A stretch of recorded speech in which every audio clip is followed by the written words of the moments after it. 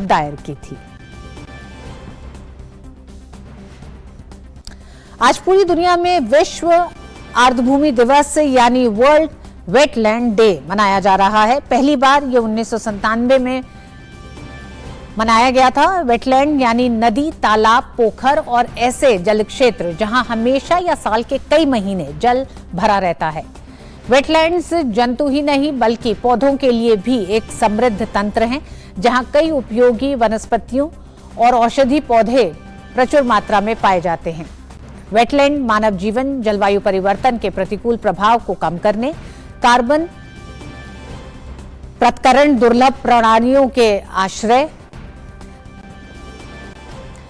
मत्स्य पालन, धान खेती आदि आजीविका गतिविधियों में काफी महत्वपूर्ण है। आज से 51 साल पहले 1972 में प्राकृतिक पर्यावरण की इन धरोहरों को बचाने के लिए रामसर कन्वेंशन पर हस्ताक्षर किए गए थे। क्या महत्ता है वर्ल्ड वेटलैंड्स डे की और क्यों हमारे लिए बेहद अहम है वेटलैंड्स? आइए देखते हैं ये खास रिपोर्ट।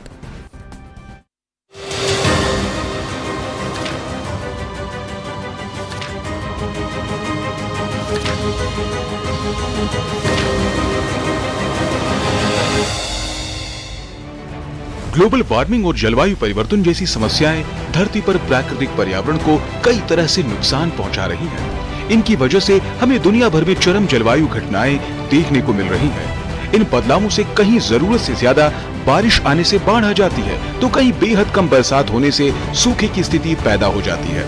ऐसे में धरती पर मौजूद प्राकृतिक पर्यावरण को संरक्षित करना बेहद अहम हो जाता है। इसी दिशा में जागरूकता पैदा करने के लिए दुनिया भर में आज विश्व आर्द्रभूमि दिवस मनाया जा रहा है। इसे हर साल 2 फरवरी को मनाया जाता है। दरअसल 2 फरवरी 1971 को कन्वेंशन ऑन वेटलैंड पर हस्ताक्षर हुए थे।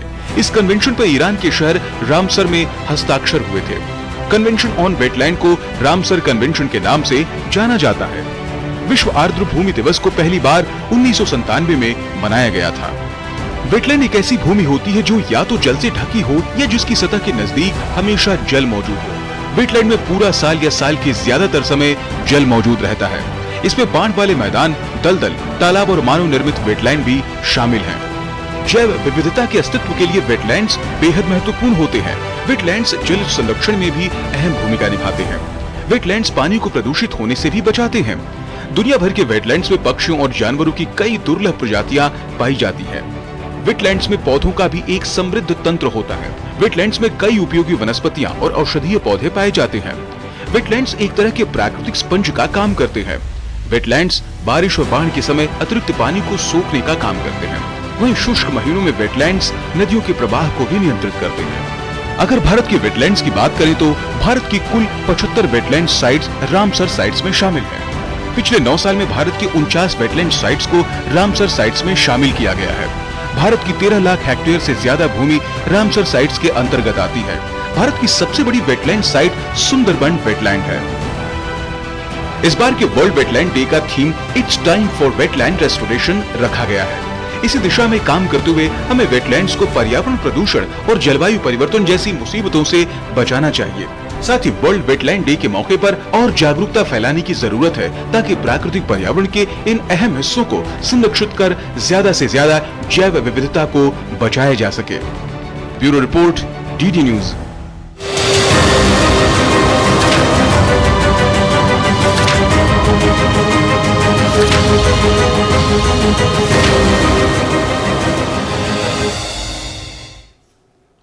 और मिड डे प्राइम में वक्त एक छोटे से ब्रेक का।